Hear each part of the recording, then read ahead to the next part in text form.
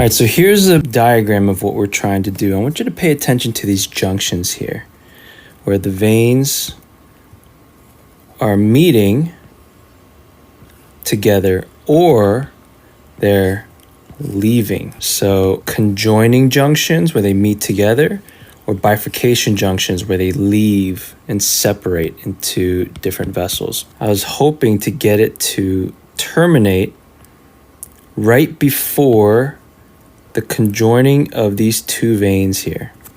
So right before it joins, I tried to get my catheter tip to stop and exit right before that conjoining junction. And the reason why that's so important is we are trying to allow the flow.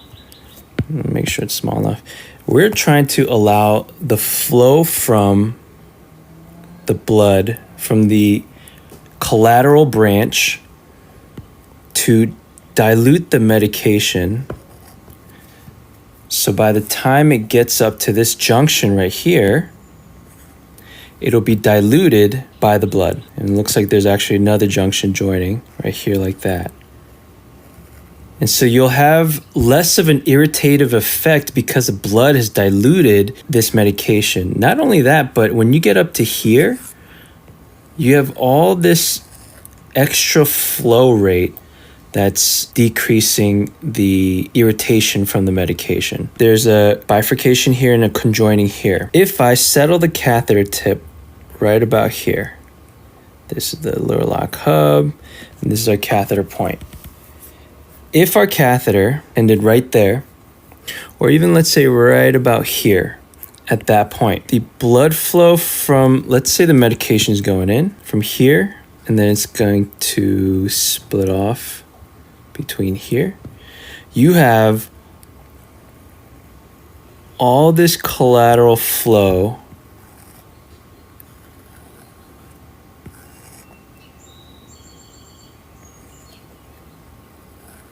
diluting that medication till it has very little effect on the veins. And if you look carefully, I know this is just a diagram, but look at how much of the medication is actually irritating directly into the vein. It's a very small amount, and everything else around here is being diluted by the blood. Now let's see what happens if we put it in a suboptimal location. So let's say we ended the catheter tip right about here. You would think that this gigantic area and diameter of the vein would be great hemodilution. It probably is to this patient or to this person.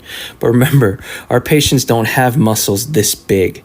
So, I mean, think about it. If we want to scale that, if we put a 20 gauge catheter, it's probably relatively more like this to most of our sick patients.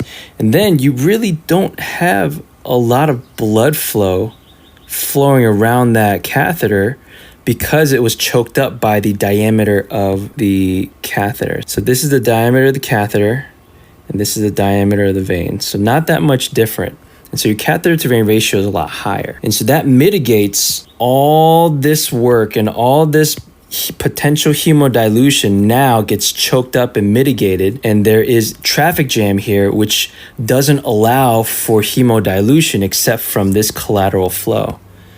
So this collateral vein is what's helping to dilute it, but you're missing out on all these other potential hemodilution pathways. Further behind or further distal, so that you get a lot more collateral flow to really dilute that medication.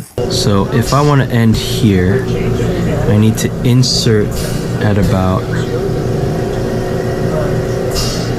so I'll have to insert at this point.